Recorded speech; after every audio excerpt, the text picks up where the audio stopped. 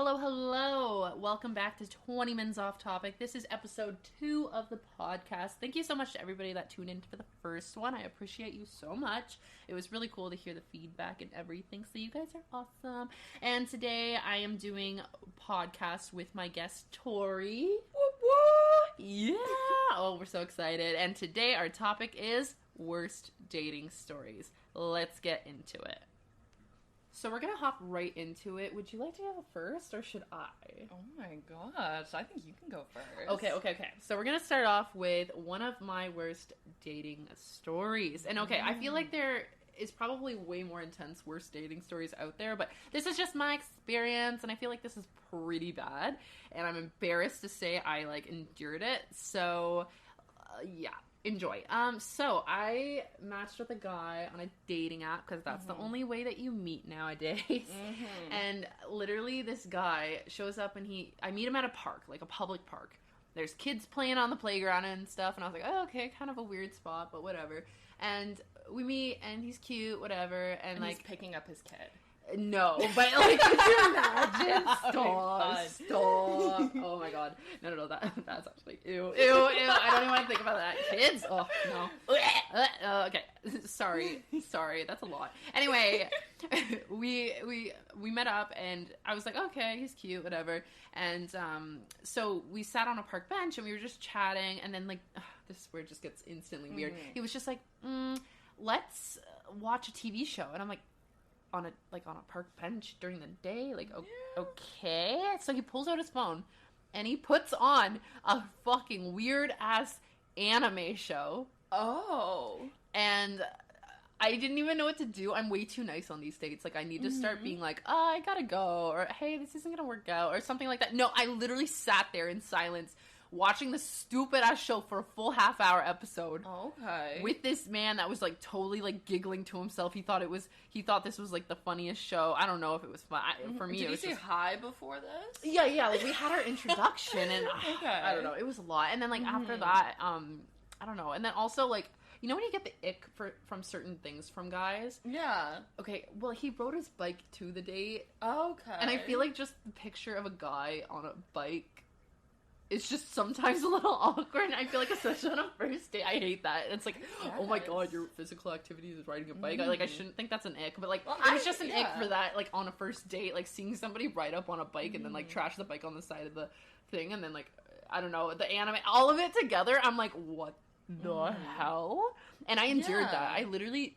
She went through it. I went through it. Yeah. I mean, I love me some Tour de France, but. It was, I guess on a first date to just show up and immediately be like, hey, look at some Death Note with me. It wasn't even that. No, this was that. Oh, it was obscure? It was one of those animes where it's all the girls have big tits. Okay, so it was a different genre. Yeah. A different genre. That makes it worse. I know. That does make it a lot worse. It was so bad. Well, at least, you do too, so he has a type. I have...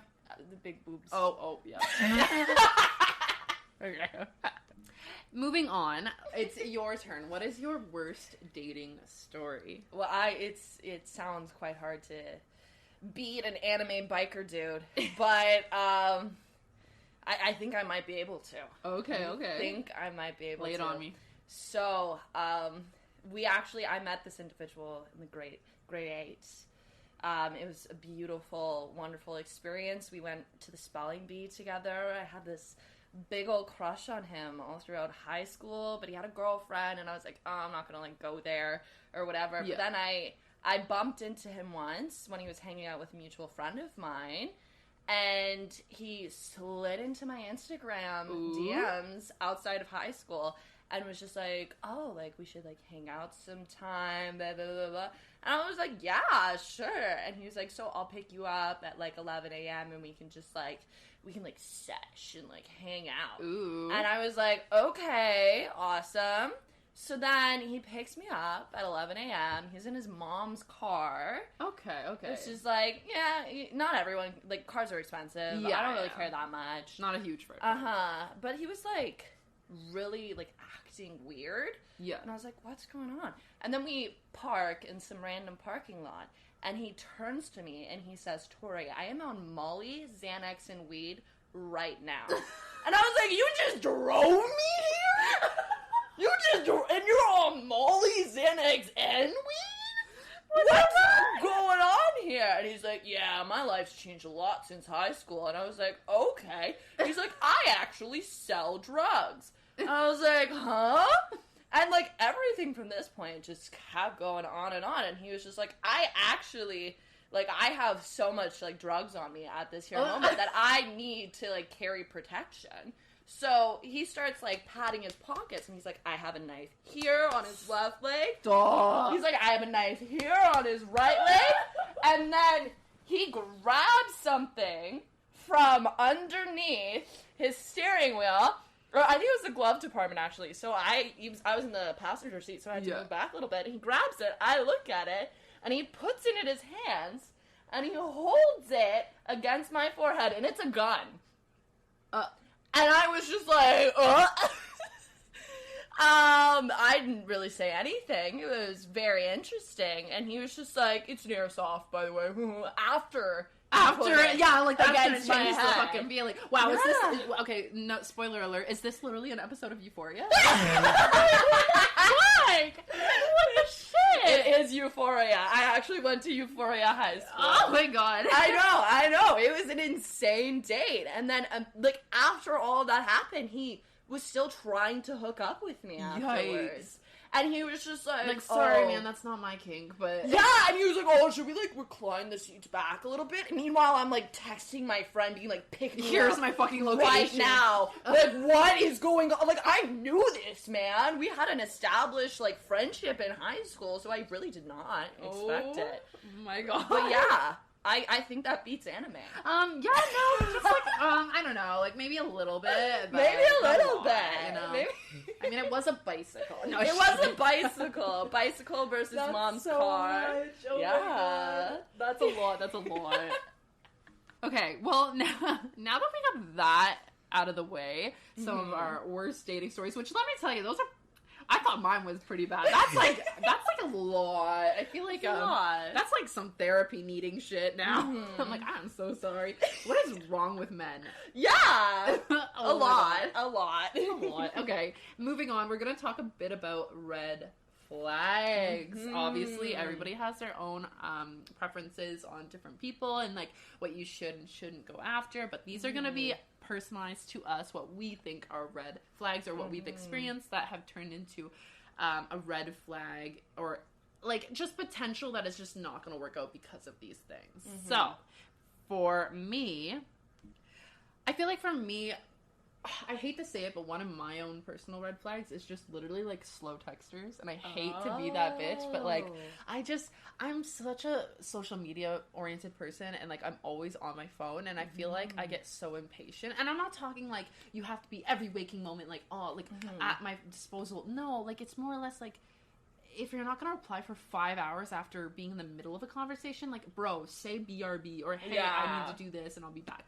Like, don't just like end the conversation and make me wait 5 hours when we were literally in a deep mid conversation. You know what I mean? Like, it's not like just like I say good morning and they take like 4 hours later. Like, that's different. Like, what if they're just not awake yet? You know what I mean? Like, I understand that.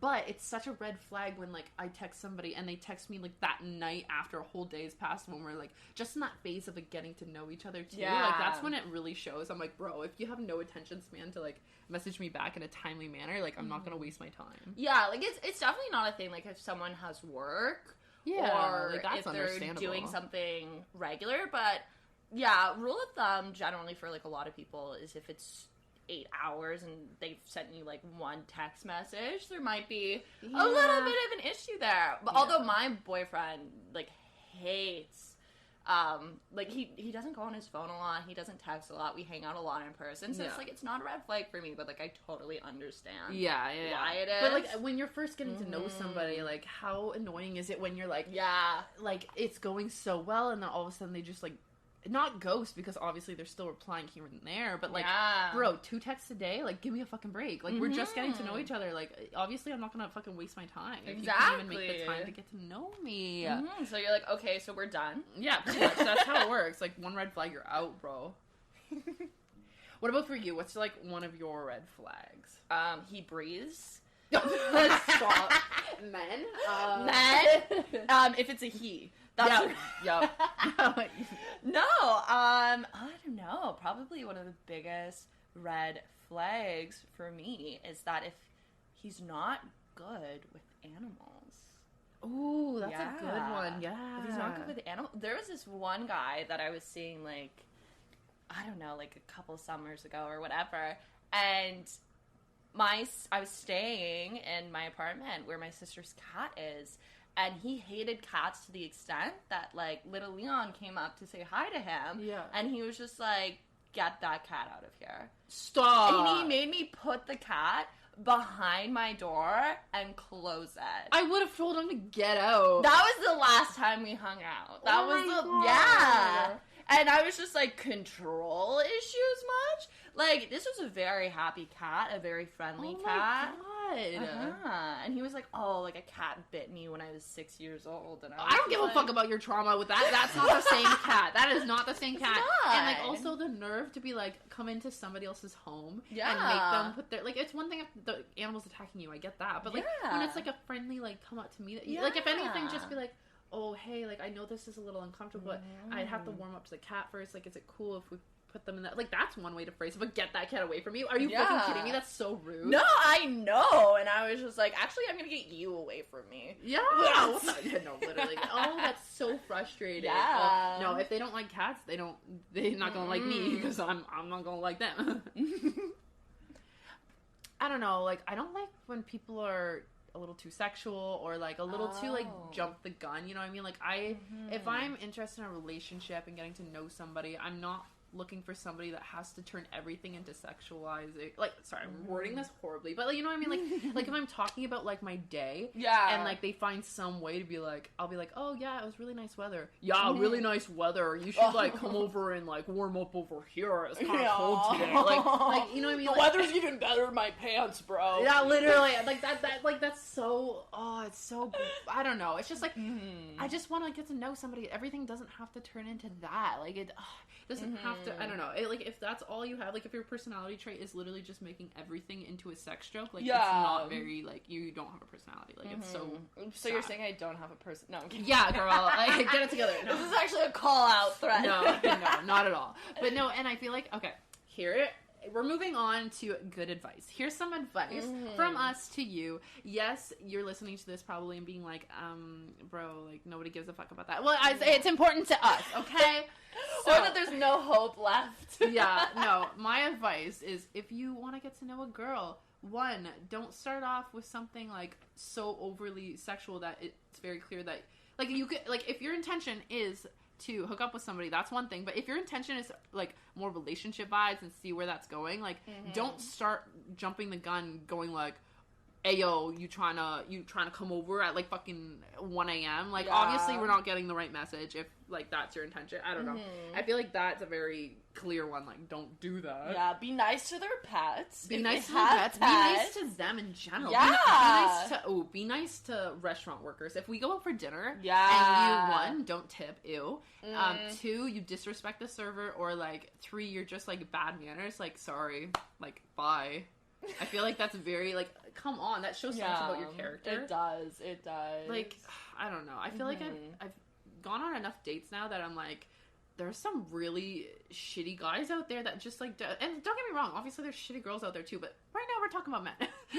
And, like, we're just talking about, like, how negative our experiences have been sometimes, you know what I mean? Like, sometimes there's good ones. But anyway, like, I feel like just be nice, be kind, like, listen for one. I went on one day where this guy literally like he talked the entire time for 4 hours straight. I think I said 2 sentences and I'm not exaggerating. Like he flipped everything up. Like he would ask me one question and I would answer it and he'd somehow cut me off, flip it onto him and hype himself up, and like he was talking for literally like the 4 hours straight. I think I said nothing the whole time. And then get this yes. At the end of the date, he walks me to my doorstep, which I will admit that was nice. Like, thank you for making sure I get home safe. But then he's just like, so, can I, like, get a kiss. And I was so like, bro, did you not get the feeling that this was not going well? And I was like, oh, I don't kiss on the first date, but you can have a hug. So I awkwardly hugged him, and then I like went inside, and I had, okay, I'm not a bitch that ghosts. Like, I feel like I have enough, like,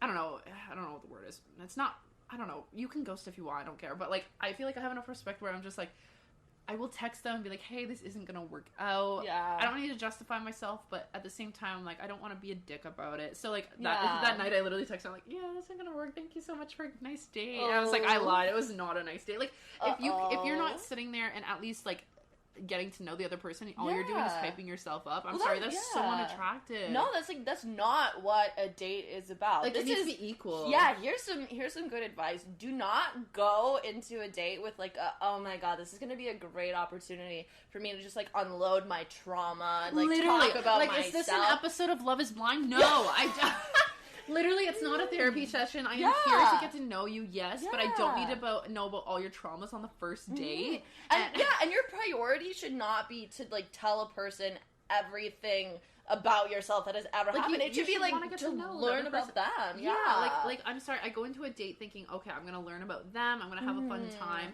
and not that I'm just going to, like, learn about them to the extent where I don't get to say a fucking word. Yeah. Like, that's ridiculous. Like, I don't know. I feel like that was this woman speak. Literally.